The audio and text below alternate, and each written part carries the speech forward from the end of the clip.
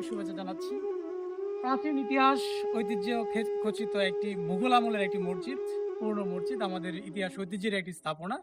ইহা মসজিদে সুবাহানি সতরবাড়ি, গফরগড় সতরবাড়ি নামক একটি গ্রামে অবস্থিত।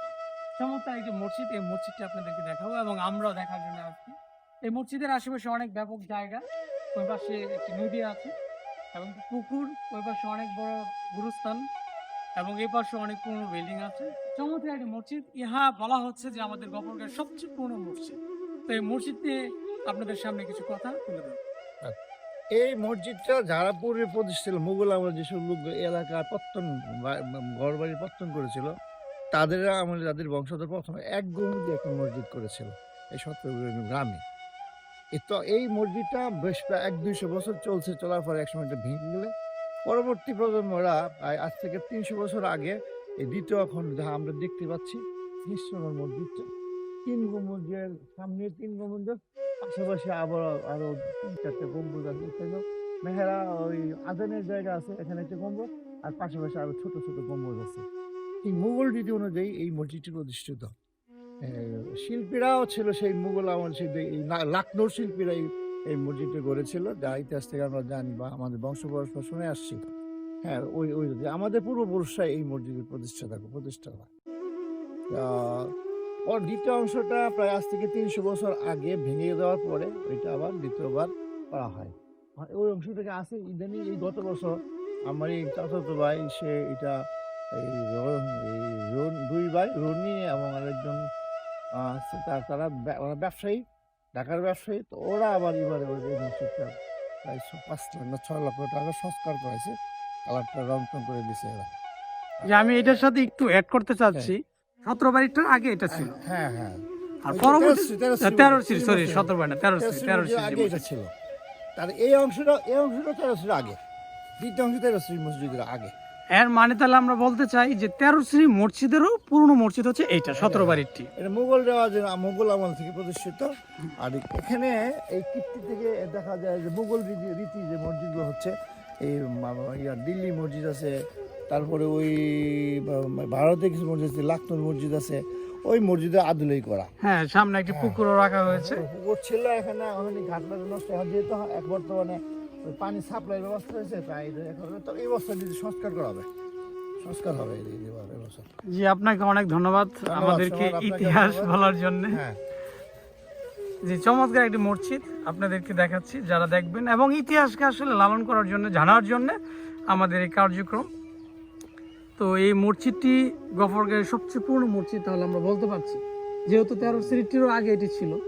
সেই ক্ষেত্রে গফরগাঁও স্টেশন মসজিদ এই মসজিদের পরে এই ওই গফরগাঁও স্টেশন মসজিদ যা, তাও এই বংশের লোকেরা ওখানে করেছিল। মসজিদগুলো সব আসলে একের পর এক হয়েছে, কিন্তু এইটা সবচেয়ে পুরনো। স্টেশন মসজিদ পুরানো, একই রীতিতে ঘোরা, এই মসজিদ আদলে ঘোরা। তাদের একটা অংশ সে ওইখানে অংশগ্রহণ করতে পারে না, পরে সে উনি যা গফরগাঁও জায়গা কিনে স্টেশন পাশে মসজিদ করেছেন। উনি আমার এই যে এই আমার বড় বাবার বাপেরও বাবা আর কি, উনি উনি আমার বাবার নানার গোষ্ঠী। তো উনি এখন গফরগাঁও মসজিদ, ওনার নামটা এখন আমার স্মরণে নেই, আগে নাম ছিল আমার কাছে একটি গফরগাঁও কথা ও ইতিহাস। আপনারা এই বিষয়ে আরো জানতে পারবেন। গফরগাঁওর কথা ও ইতিহাস নামক একটা বই আছে। লেখক অনেকে ছিল। আচ্ছা, মানে এমনি সম্পাদনা কে করছিল? সম্পাদনা ইয়া ছিল ওই সাজিদুল ইসলাম স্যার। তারপরে ওই যে ওটা তো গফরগাঁওর কত কাহিনী, 17 বাড়ির না।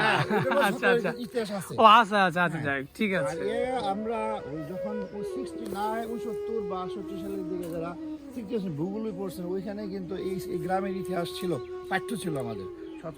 এছাড়া কি এই ইতিহাসগুলো নিয়ে আলাদা কোনো বই আছে যে 17 বাড়ির শুধু কথা ও কাহিনী নামে? আমার এক দাদা একটা বই লিখছিলেন, কিন্তু সবাই ওনারা হয় না। বিশেষ করে আপনার মায়ের দাদা, দাদা আর কি, হ্যাঁ আপনার নানার বাবা, উনি একটা বই লিখছিল, বই ছিল। ওই বইগুলো একদম আমাকে দেখাইছিল, আমি তখন ক্লাস 6। এখন এইগুলো পাওয়ার কোনো সুযোগ আছে কি কোথাও? খুঁজলে কোথাও। তাহলে এটা আপনাকে একটা দায়িত্ব দিচ্ছি, আপনার নিজের মানে নিজে এটাকে গুরুত্ব দিয়ে যে ইতিহাসকে বাঁচিয়ে রাখার জন্য আপনি এটি একটু চেষ্টা করে দেখবেন ঘরে কোনো পুরনো কাগজপত্রের মধ্যে পাওয়া যায় কিনা। হয়তো এখন গুগল বা বিভিন্ন সার্চ দিয়েও কিছু হয়তো পাওয়া যেতে পারে। কিছু উল্টা পাল্টা কাম করে, বুঝছেন, কিছু করছে, অনেক কাজ করছে।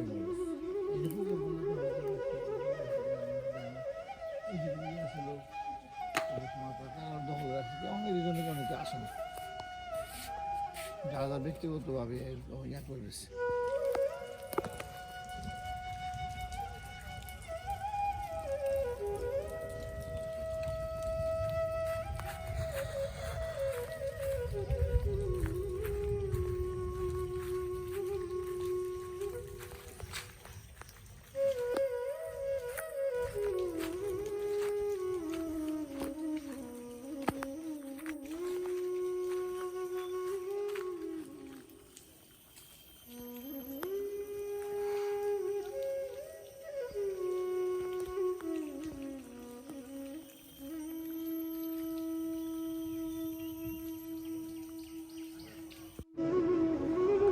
মসজিদের ভিতরে